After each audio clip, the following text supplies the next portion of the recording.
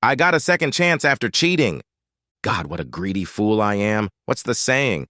I'm too evil to love and too stupid to live? Yeah, that's me, all right. I'm an evil, stupid fool. I had everything. I had everything I wanted and even more than I needed, but one day it wasn't enough. My name is Bonnie Brown. How does that sound? I was born Bonnie Betsy Lowry. My parents had high hopes for me. I married Benjamin Brown. So much for the theory that a name would bring me grace. I was 38 years old when I ruined my life. That's not old age, is it? I thought it was at the time. You know, our culture worships youth.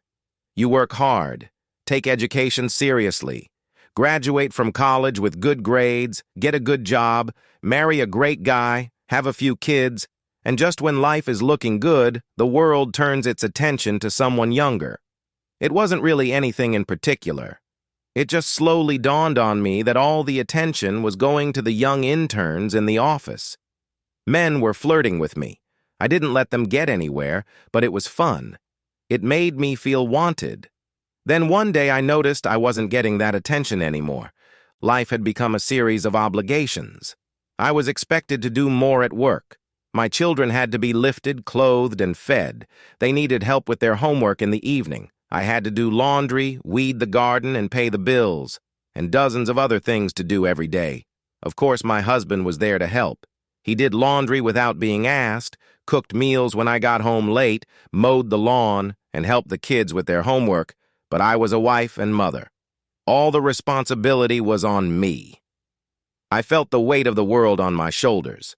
Looking back, I must have gotten depressed. Maybe that was it. I don't know.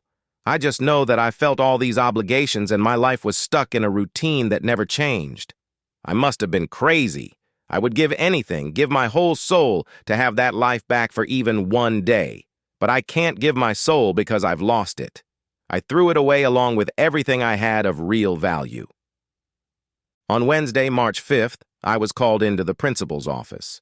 The following Monday, the 17th, I was to leave for New York City for a week-long training program.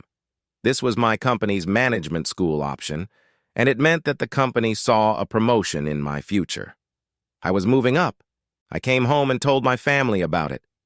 You'd think they'd be tired of hearing me talk about the trip for almost 2 weeks, but it was all I could think about. They were all excited for me. The kids asked hundreds of questions, and my husband kept telling me I was going to make it. They were all for me and gave me confidence. That Saturday, I went shopping with Ben's support and his bank card. Ben is my husband. I needed a few new suits. We will be socializing in the evenings, and I needed new clothes for that, too. There would be young people there from all over the country, and I needed to make a good impression. They needed to know that I was one of them.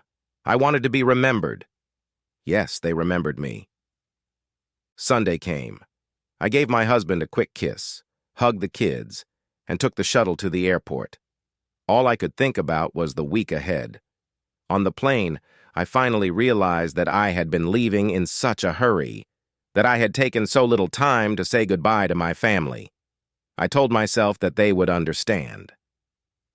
I stopped at the hotel where the class was being held. I got to my room, freshened up, and began to get my bearings. I didn't know anyone, but I overheard a few people talking about the class. I introduced myself and we had dinner together. That's how I met Janet, Donna, and Jim. After dinner, they invited me to have a drink with them, and I thought, why? That was my week away from routine.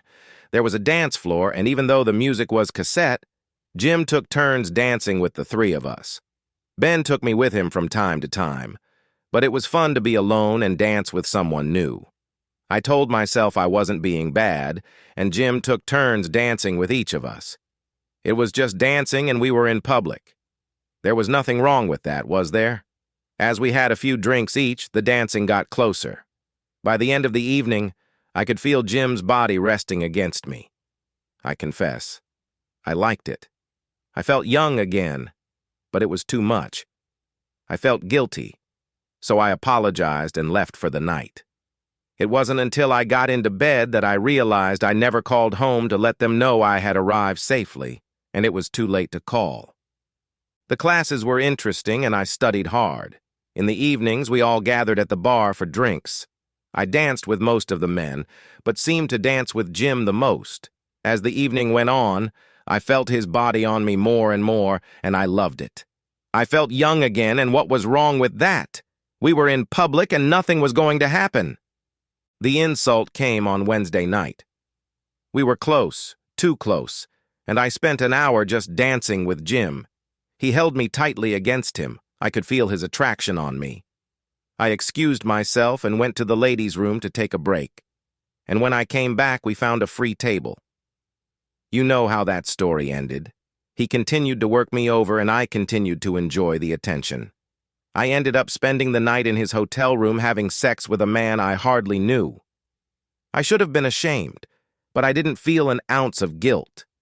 I felt young and attractive when my real commitment was far away. And then, to compound my mistake, I shamelessly flirted with him all Thursday and Friday. We spent Thursday night in my hotel room ordering room service food and never once went to the dance. Friday, we even managed to have quick sex after the seminar before it was time for us to leave. I felt young and wild, like I had no responsibilities in the world and could do anything. Men wanted me. Women wanted to be me. At times, I began to feel a slight sense of guilt.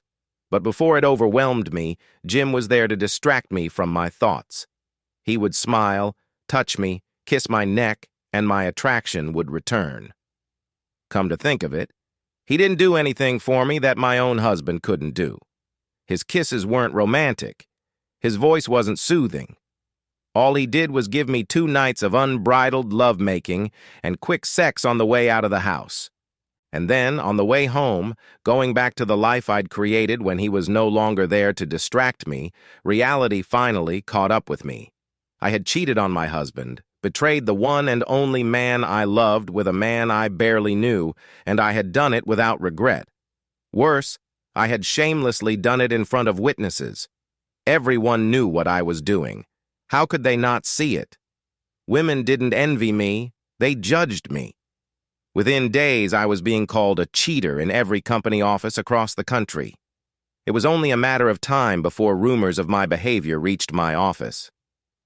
How was I going to keep this from Ben? He wasn't particularly close to the people I worked with, but he would come to Christmas parties and occasionally have backyard get-togethers. Someone, sometime, was going to say something, and then what would I do? Worse yet, what if I caught something? I was on the pill, so it never occurred to me to use contraception. For the rest of the flight, I was gripped by fear. I felt like my fate was sealed, and it was only a matter of time. My life, my husband, my children, my home, all of it was now in jeopardy. I couldn't think of a way to put this week behind me. I didn't even have his cell phone number. He was just a man who needed me, not these young interns, and who I could enjoy for a few days without responsibility. If that doesn't say I'm a cheater, what does? I had no way of contacting him to tell him to keep his mouth shut because I never wanted to contact him after I left. From that moment on, I was a dead woman walking. The airplane was carrying me towards my fate, and I saw no choice but to accept it and accept the consequences. I thought about telling Ben and throwing myself on his mercy. But what if he couldn't forgive me? I would never forgive if I were in his shoes. Ben would want to make love when I got home. I hadn't been home for almost a whole week. I couldn't put it off without hurting him. But what if I caught something this week? If I gave it to Ben, he'd probably guess. Then in his mind, I'd be worse than a cheater. My heart was racing, and I thought, maybe I'll get lucky and have a heart attack. I wasn't lucky. The drive home got worse with every mile. I was driving myself to my execution, and I had no way to stop it. I walked through our front door, hoping it would still be our front door, to cries of, "Mom's home!" I was surrounded by 3 children, hugging me, and my husband covering me with kisses. Everyone was smiling and wanting to know how my week went. What did I see, what did I do, and what was it like? I almost broke down right on the spot and burst into tears, but I held back. What had I done? How could I tell them what I had done? I looked from child to child and saw nothing but love. My husband was overjoyed to have me back. Everyone was so happy to see me, and I was showered with love from all sides. I didn't deserve any of it. I had betrayed them all. I made a brave face and told them about the course. I told them about the nutrition. I described all the sights and sounds of the city. I defaulted to the cheating. I defaulted to how I behaved in front of everyone. I kept quiet about my betrayal of everyone. From that night on, I lived in a panic that I would be found out. Ben wanted to make love, and I couldn't say no without arousing his suspicions. I told myself that Jim wasn't a bad guy. He wasn't the type to go to other women. No, he just had sex with married women like me. I told myself I was sure he was pure. I decided I would be the best, most loving, most affectionate wife in the world. I was sure that if Ben ever found out about my crime, his love for me would override his anger and resentment, and he would forgive me. I had forgotten one thing. It had been 4 months, and I was beginning to think I had gotten away with it. I would never do it again. I would never betray Ben and the kids like that. I would be the perfect wife. I walked through the door, happy to be home and ready to make dinner for my family. The house was quiet. There were no voices, no activity, and none of the chaos I had once taken for granted. Only Ben sat quietly in a chair, slumped, with a droopy head and tears on his cheeks. "Ben, what's wrong, honey? Are you okay?" "I got a letter at work today. It seems you upset someone in your office, said something wrong, pissed them off. Whatever you did, they really don't like you." "What did I do wrong? I usually get along with everyone." "I don't know. I just got an email today with cell phone pictures of you on the course. Remember you went away for a week for training? It looks like you had a good time. And the guy you were with seems to have had a particularly good time." I heard my husband's words, and I wanted to deny everything. I wanted to tell him that I loved him and only him. I wanted him to know that there would never be anyone but him for me ever again. But I couldn't do any of those things. My mind shut down. It had gone blank. I sat with my mouth open and just stared into space. Would this be the beginning of the end? Would I lose everything because of a week of stupidity that hadn't happened before and wouldn't happen again? Was my life as I knew it over? He had everything. There were no bedroom pictures, but he had pictures of me doing things I didn't remember doing, but he showed me them, and pictures don't lie. I danced too close to Jim. I kissed him on the dance floor and at our table. He had his hand on my ass and up my blouse. They even took pictures of Jim's hand on my leg and under my skirt as we sat at the table. I was done. My fate was sealed. I confessed everything and apologized. I had to try. With sincere tears in my eyes, I said, "Ben, I'm so sorry. I want you to know that nothing like this has ever happened before, and it will never happen again. Honey, I love you very much, and I love our life together. Please give me a second chance. I promise you will never regret it.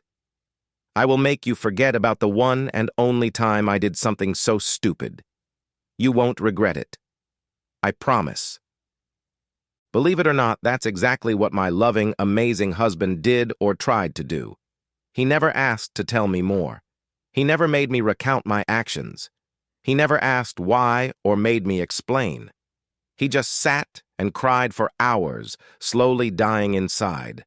I hugged him and kissed him and told him I loved only him and no one else. I promised that I would take his pain away and never hurt him again, and I did everything I could to keep that promise. So I told you I forgot one thing, right? I forgot that once you break a man's heart, you can't always put it back together again. This man who loved me wholeheartedly, who lived to make me happy, was broken beyond repair. He never smiled again. He never laughed again. Sometimes we made love, but it seemed that every time his thoughts were somewhere else, he imagined me with someone else. I did my best to heal him, but it wasn't enough. The kids grew up, got jobs, and moved away. We continued to sleep next to each other, but there was a quiet sadness in the house. Eventually, I realized that it wasn't just sex with another man that had ruined my life. My gentle, loving husband had entrusted me with everything that was precious to him. Through my betrayal, I had robbed him of his sense of worth, of feeling loved, of knowing that his life had meaning. I realized that I had a choice. I could either leave him, give him his freedom, and find another woman who could rebuild the man I had destroyed, or I could stand my ground and do everything I could to be a good and loving wife to him, even if he would never see me that way again. I knew that if I left, it would only confirm what my cheating had told him, that he had no value, no worth as a man and husband. I stayed and slowly watched this wonderful man turn inward on himself until there was little left of the man I married. Somehow my children found out about what I had done. Ben never told them. He wouldn't do that to them or to me. How they found out I don't know, but they did. It caused a rift between us that was never fully healed. They saw their father's slow decline and knew it was all my fault. You see, I never got over the divorce I envisioned when I flew home all those years ago, but I lost my husband and children just as surely, just as completely, as if they had all abandoned me and moved away. Oh, they left me. They just never left. I had to try. With genuine tears in my eyes, I said, "Ben, I'm so sorry. I want you to know that nothing like this has ever happened and will never happen again. I felt old and foolish. Honey, I love you very much, and I love our life together. I know that now. Please try to give me a second chance. I promise you'll never regret it. I'll make you forget the one time I did something so stupid. You won't regret it. I promise." Believe it or not, that's exactly what my loving, amazing husband did. At least, that's what he tried to do. He never asked more. He didn't make me recount my actions. He didn't ask why, and he didn't make me explain. He just sat and cried for hours, slowly dying inside. I hugged him and kissed him and told him I loved only him and no one else. I promised that I would take his pain away and never hurt him again, and I did everything I could to keep that promise. So, I told you I forgot one thing, right? I forgot that when you break a man's heart, you irrevocably change him. This man who loved me wholeheartedly, who lived to make me happy, was broken beyond repair. He tried. He really tried. We talked. I opened my heart. We went to counseling. All I wanted was to see him happy again, to erase the pain and disappointment I had brought him. 6 months later, we broke up. I would spend the rest of my life trying to make him happy, to make him forget. But he had nothing left. I took everything from him and threw it all away. Ben didn't move far away and remained an almost daily part of our lives. He just wasn't my loving husband anymore. He gave his time and heart to our children and was polite to me. But the joy was gone. The love for me was gone. Betrayal does that to a man. He sees his wife as something amazing, unique, something to be celebrated every day. And then she does something horribly stupid, and all he sees is a common cheater. I've never remarried, I've never dated. The man I loved stayed in my life, just on the edge of existence, and that kept me going. I had to try. With genuine tears in my eyes, I said, "Ben, I'm so sorry. I want you to know that nothing like this has ever happened and will never happen again. I felt old and foolish. Oh my God, I can't believe what I've done to us. I will regret it for the rest of my life. I've never felt clean since I got home from that trip. Honey, I love you very much, and I love our life together. I know that now. Please give me a second chance. I promise you will never regret it. I will make you forget about the one and only time I did something so stupid." So, I told you I forgot one thing, right? I forgot that when you break a person's heart, it can take a lifetime to repair it. This man who loved me wholeheartedly, who lived to make me happy, was broken, and it was my fault. We went to counseling. It was humiliating. Ben never asked for details, but our counselor insisted on it. He said, "Confession is good for the soul." I did whatever it took. All I wanted was to see my husband happy again, to erase the pain and disappointment I had brought him. 6 months later, it seemed like we were on the mend. It was a hard, guilt-filled 6 months. Life in the house was far from normal, but the angry looks were gone and the tears came to my eyes less often. I have no doubt there were moments when he wanted to give up on everything, but he never gave up, and neither did I. I would apologize for the rest of my life, but the day came when, in the therapist's office, Ben turned to me, looked me in the eye with a terrible sadness on his face, and simply said, "You've messed up, but you need to stop now. I don't need you to apologize. I hope you never stop being sorry, but we both need to move on." I thought this was the end for us. The last words about "we need to move on" echoed in my head. I was sure he was telling me he wanted a divorce. "I love you, Bonnie. I hate what you did, and I could kill that asshole if I ever saw him again, but I want the woman I married back in my life. I want her back in my bed. I want to see her smile and hear her laugh. I want to grow old with her. I want us to be happy again."